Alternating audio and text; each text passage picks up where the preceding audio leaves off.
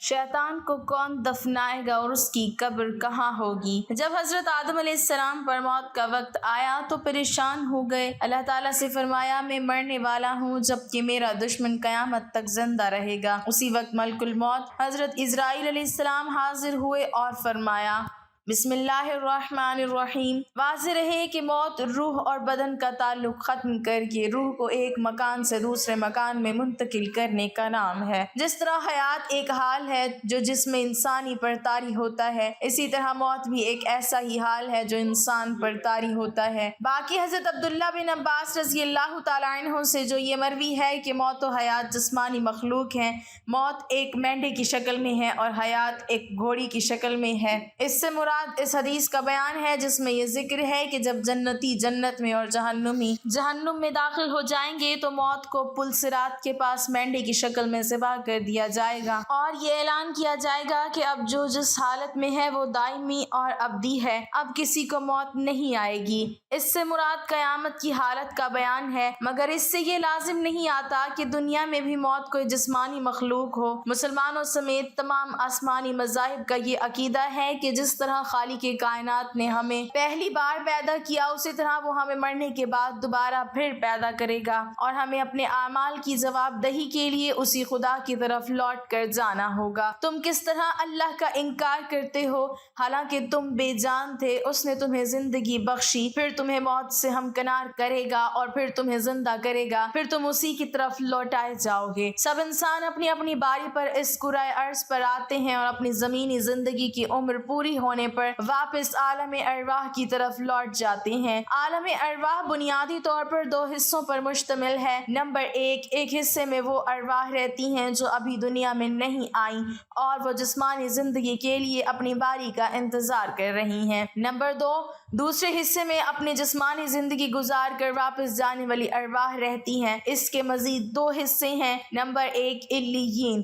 اس میں مومنین کی ارواح رہتی ہیں۔ نمبر سجین، اس میں کفار و مشرکین اور منافقین کی ارواح رہتی ہیں۔ انسان جسم اور روح کا مجموعہ ہے۔ انسان اس وقت تک زندہ رہتا ہے جب تک اس کے جسم میں روح موجود رہتی ہے، اور جب موت کا فرشتہ انسان کی روح اس کے جسم سے نکال کر عالم ارواح میں واپس لے جاتا ہے تو انسان مر جاتا ہے، اس کا جسم آہستہ آہستہ خراب ہونا شروع ہو جاتا ہے۔ مسلمانوں کو حکم ہے کہ جلد از جلد میت کو غسل دے کر کفن پہنا کر نماز جنازہ پڑھیں اور اسے زمین میں دفن کر دیں۔ موت ہماری زندگی کی سب سے بڑی حقیقت ہے۔ ہزاروں سال سے لوگ اس زمینی دنیا میں پیدا ہو رہے ہیں اور اپنی زندگی کی طے شدہ عمر پوری کرنے کے بعد واپس چلے جاتے ہیں۔ کوئی 50-60 سال تک جیتا ہے تو کوئی 100 سال سے بھی زیادہ زندہ رہتا ہے۔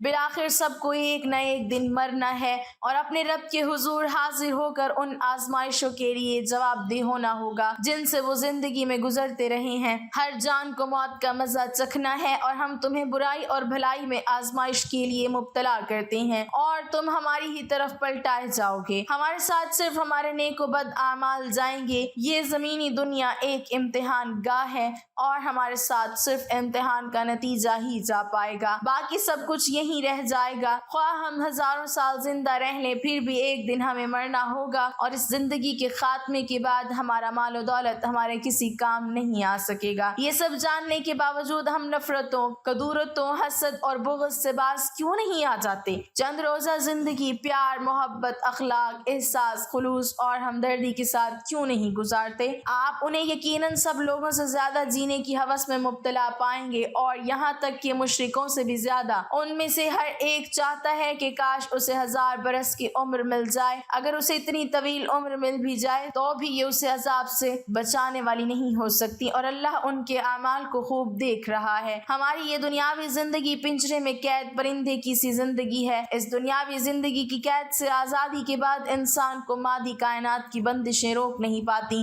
اور وہ اپنے نیک اعمال کی بدولت ایسی آزادی پا لیتا ہے کہ وہ آسمانوں کی وسعتوں میں اڑتا پھرتا ہے۔ موت زندگی کا دوام ہے۔ موت ہمیں حقیقی زندگی تک پہنچانے کا ذریعہ ہے۔ موت ہمیشہ قائم رہنے والی نعمتوں کا دروازہ ہے، حالانکہ آخرت کی زندگی بہتر ہے اور وہ ہمیشہ باقی رہنے رہنے والی ہے۔ موت دنیاوی پابندیوں سے آزادی کا ذریعہ ہے۔ موت خالق کائنات اور اس کے محبوب نبی اکرم صلی اللہ علیہ وسلم سے ملاقات کا ذریعہ ہے۔ موت سے قبل ہماری روح جسم میں قید ہوتی ہے اور موت کے ذریعے وہ اس قید سے آزاد ہو جاتی ہے اور نیک اعمال کی صورت میں عالم ارواح میں علیین کی خوبصورت زندگی میں رہنا شروع کر دیتی ہے، جہاں زمان و مکان کی کوئی قید نہیں ہے۔ کرۂ ارض پر لڑائی جھگڑا دنگا فساد روز کا معمول تھا۔ غرور و تکبر میں ڈوبے مختلف قبائل ایک دوسرے کو نیچا دکھانے کے لیے ہم وقت آپس میں دست و گریباں رہتے۔ اس روز کی خون ریزی سے زمین لہو لہان ہو چکی تھی،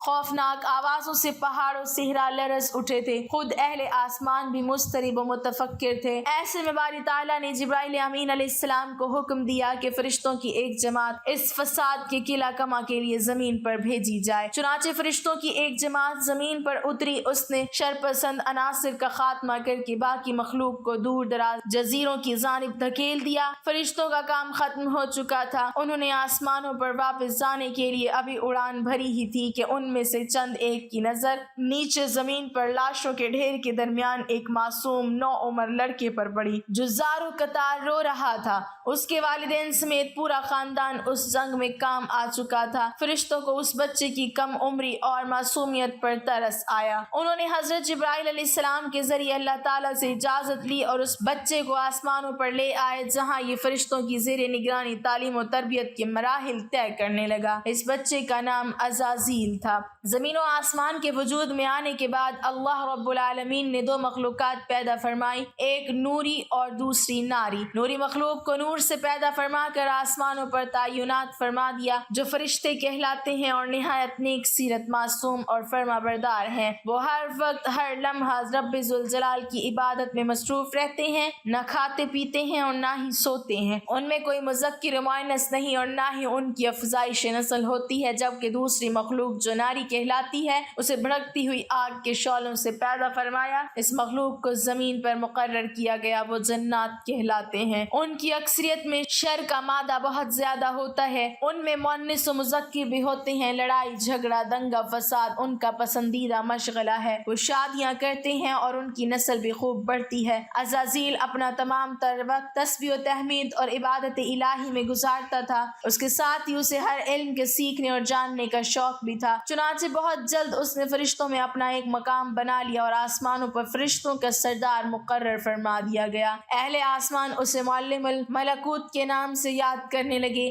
اللہ تعالیٰ نے اسے 4 پروں سے نوازا تھا اور گزرتے وقت کے ساتھ ساتھ اس کے درجات میں اضافہ ہوتا جا رہا تھا۔ فرشتوں میں یہ احساس پیدا ہو چلا تھا کہ شاید اللہ تعالیٰ اس سے کوئی بڑا یا منفرد کام لینے والا ہے۔ اس بات کا کچھ اندازہ عزازیل کو بھی ہو چکا تھا۔ شاید یہی وہ احساسات تھے کہ جب اس کے دل کے کسی گوشے میں احساس برتری کے بیج میں سے تکبر کی ایک ننھی سی کونپل پھوٹی، جو وقت کے ساتھ ساتھ پروان چڑھتی رہی اور وہ فرشتوں ملائکہ میں مغرور مشہور ہو گیا، لیکن اسے اس بات کی قطعی پرواہ نہیں تھی کہ اہل آسمان اس کے بارے میں کیا رائے رکھتے ہیں۔ وہ تو اپنے رب کی زیادہ سے زیادہ قربت حاصل کرنے کی جستجو میں مصروف رہتا۔ ہمارا ایمان ہے کہ اللہ تعالیٰ کا کوئی بھی کام اور حکم حکمت سے خالی نہیں۔ یہ وہ وقت تھا کہ جب عزازیل اللہ کے مقرب فرشتوں میں اپنا مقام بنا چکا تھا، اور پھر وہ مبارک دن بھی آ گیا جب رب ذوالجلال نے فرشتوں کو مخاطب کر کے فرمایا، میں زمین پر اپنا نائب بنانے والا ہوں۔ ملائکہ نے اللہ تعالیٰ کا یہ فیصلہ سنا تو انہیں کچھ حیرانی ہوئی، اس لیے کہ زمین کی مخلوق کا دنگا فساد ان کی آنکھوں کے سامنے تھا۔ اللہ تعالیٰ نے حضرت آدم علیہ السلام کی پیدائش سے 2000 سال پہلے زمین پر جنات کو پیدا فرمایا تھا، جنہوں نے پہلے دن سے زمین پر قتل و غارت گری مچا رکھی تھی۔ چنانچہ فرشتوں نے عرض کیا، اے پروردگار، یہ زمین پر فساد برپا کریں گے، آپس میں خون ریزی کریں گے، جبکہ ہم تو دن رات تیری تسبیح و تحمید میں مصروف رہتے ہیں۔ اللہ تعالیٰ نے فرمایا، بے شک، لیکن جو کچھ میں جانتا ہوں وہ تم نہیں جانتے۔ چنانچہ فرشتوں نے مشیت الہی کے آگے سر تسلیم خم کر دیا۔ پھر اللہ تعالیٰ نے فرمایا، میں مٹی کا ایک انسان بنانے لگا ہوں، پھر جب بنا چکوں اور اس میں اپنی روح پھونک دوں تو تم اس کے آگے سجدے میں گر پڑنا۔ ابلیس کے غرور نے اسے مردود بنا دیا، اور جب اللہ نے فرشتوں کو سجدے کا حکم دیا تو وہ سب سجدے میں گر گئے، مگر شیطان نے انکار کیا اور غرور و تکبر میں آ کر کافر بن گیا۔ اللہ تعالیٰ نے فرمایا، اے ابلیس، تجھے سجدہ کرنے سے کس چیز نے روکا؟ اس نے کہا، میں اس سے افضل ہوں، مجھے تو نے آگ سے پیدا کیا اور اسے مٹی سے بنایا ہے۔ اللہ نے فرمایا، تو بہشت سے نکل جا، تجھے شایع نہیں کہ یہاں غرور کرے، بس نکل جا، تو مردود ہو گیا۔ اس نے کہا، مجھے روز معاشر تک کی مہلت دے دے۔ اللہ نے فرمایا، جا، تجھے مہلت دی جاتی ہے۔ پھر شیطان نے کہا کہ مجھے تو نے ملعون کیا ہی ہے، مگر میں بھی تیرے سیدھے راستے پر چلنے والوں کو بہکاؤں گا، ان کے آگے سے اور پیچھے سے، دائیں اور بائیں سے، غرض ہر طرف سے آؤں گا، اور تو ان میں سے اکثر کو شکر گزار نہیں پائے گا۔ اللہ نے فرمایا، یہاں سے ذلیل و خوار ہو کر نکل جا، ان میں سے جو شخص تیرا کہنا مانے گا میں تجھ سمیت ان سب سے جہنم کو بھر دوں گا۔ بارگاہ خداوندی سے دھتکارے جانے کے بعد شیطان عزازیل سے ابلیس بن گیا۔ اس کے غرور و تکبر اور رعونت کی بنا پر اس کی ہزاروں سالوں کی تسبیح و تقدیس اور عبادت و اطاعت اس کے منہ پر مار کر اسے عرش سے فرش پر پٹخ دیا گیا۔ ناظرین، قرآن کریم میں اللہ تعالیٰ ارشاد فرماتے ہیں کہ ہر نفس کو موت کا ذائقہ چکھنا ہے، یعنی کائنات کے ہر جاندار کے لیے اللہ پاک نے موت کا وقت اور جگہ متعین کر رکھی ہے۔ اس سے کسی کو چھٹکارا نہ ملے گا اور نہ ہی کوئی اس سے بھاگ سکے گا، اس لیے ابلیس شیطان کو بھی ایک دن موت آئے گی۔ ناظرین، جب شیطان مردود کو اللہ تبارک و تعالیٰ نے جنت سے نکال دیا تو اس نے اللہ تبارک و تعالیٰ سے قیامت تک کے لیے مہلت مانگی کہ قیامت سے پہلے مجھے موت نہ آئے، لیکن اللہ پاک نے اسے وقت مقررہ تک، یعنی ایک خاص وقت تک مہلت دی، جسے قرآن کریم کی سورہ حجر میں یوں بیان فرمایا گیا ہے۔ اس نے کہا، اے پروردگار، لوگوں کے زندہ کیے جانے تک مجھے مہلت دے۔ اللہ تبارک و تعالیٰ نے ارشاد فرمایا، تجھے مہلت دی جاتی ہے وقت معلوم تک کے لیے۔ ناظرین گرامی، وقت معلوم کو مفسرین نے اس وقت تک کے لیے لکھا ہے جب حضرت اسرافیل علیہ السلام پہلی دفعہ سور پھونکیں گے۔ ناظرین، قیامت کی نشانی جب پوری ہو جائیں گی تو مومنوں کی بغلوں کے نیچے سے ایک خوشبودار ہوا گزرے گی جس سے تمام ایمان والے وفات پا جائیں گے، اور پھر اس کے بعد 40 سال کا زمانہ گزرے گا کہ جس میں کوئی بچہ بھی پیدا نہ ہوگا، یعنی ہر انسان کی عمر کم سے کم 40 سال ہوگی۔ مسلمان چونکہ مر چکے ہوں گے، اس لیے زمین پر صرف مشرک و کفار رہ جائیں گے۔ تفسیر در منصور جلد 5 صفحہ نمبر 71 پر لکھا ہے کہ جب مومنین کی وفات کو 40 سال گزر چکے ہوں گے تو پھر حضرت اسرافیل علیہ السلام پہلی دفعہ سور پھونکیں گے۔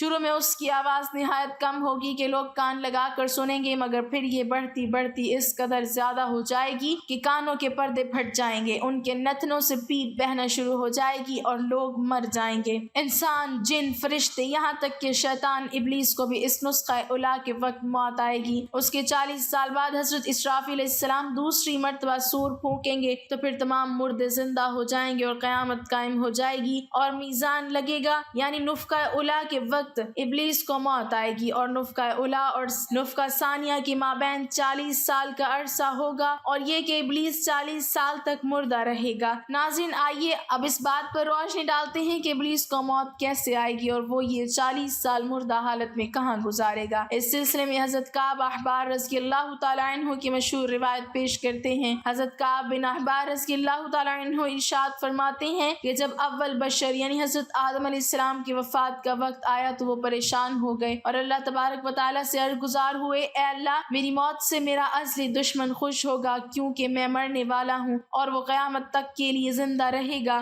اسی وقت ملک الموت حضرت آدم علیہ السلام کی خدمت میں حاضر ہوئے اور فرمایا، اے ابو آدم، آپ علیہ السلام وفات کے بعد جنت میں رہیں گے جبکہ ابلیس قیامت تک دنیا میں رہے گا۔ پھر قیامت سے 40 سال پہلے اس کو ایسی موت آئے گی کہ وہ پوری دنیا کے انسانوں جتنی موت کی تکلیف برداشت کرے گا اور پھر جہنم ہی اس کا ٹھکانہ ہوگا۔ حضرت کعب رضی اللہ تعالیٰ عنہ مزید ارشاد فرماتے ہیں کہ حضرت آدم علیہ السلام نے ملک الموت سے فرمایا کہ مجھے ابلیس کی موت کا منظر بیان کرو۔ ملک الموت علیہ السلام نے ابلیس کی موت کا حال بیان کرنا شروع کیا تو وہ اتنی دردناک موت تھی کہ حضرت آدم علیہ السلام اپنے آنسوؤں پر قابو نہ رکھ سکے۔ لوگ حضرت کعب احبار رضی اللہ تعالیٰ عنہ سے عرض کرنے لگے، ہمیں بھی ابلیس کی موت کا کچھ منظر بیان کریں۔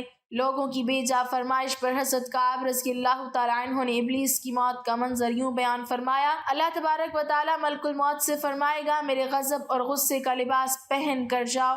ابلیس کی روح قبض کرو اور ابلیس سے تمام انسانوں اور جنوں سے زیادہ سختی کرنا۔ جب ملک الموت علیہ السلام غضب و غصے سے بھر کر موت کے فرشتوں کے ساتھ ابلیس کی روح کو قبض کرنے آئیں گے تو جو بھی آسمان اور زمین میں ہے ان کو دیکھ لے گا، وہ فوراً ہی مر جائے گا۔ جب ملک الموت علیہ السلام ابلیس کے پاس پہنچیں گے تو وہ دھاڑی مار مار کر روئے گا۔ پھر شیطان کو موت کی تکلیف دی جائے گی جو کہ ساری مخلوق کی تکلیف سے بھی زیادہ ہوگی۔ ابلیس گھبرا کر مشرق کی جانب بھاگے گا تو کبھی مغرب کی جانب، لیکن ہر طرف اپنے سامنے ملک الموت علیہ السلام کو پائے گا۔ سمندر میں چھپنے جائے گا تو سمندر اسے جگہ نہ دے گا۔ آسمان کی طرف بھاگے گا تو وہاں مقرر فرشتے اس کو آگ کے کوڑے ماریں گے۔ حضرت آدم علیہ السلام کی قبر کے پاس جا کر کھڑا ہو کر کہے گا، اے آدم، تمہاری وجہ سے میں ملعون و مردود بنا، کاش کہ تم پیدا ہی نہ ہوئے ہوتے۔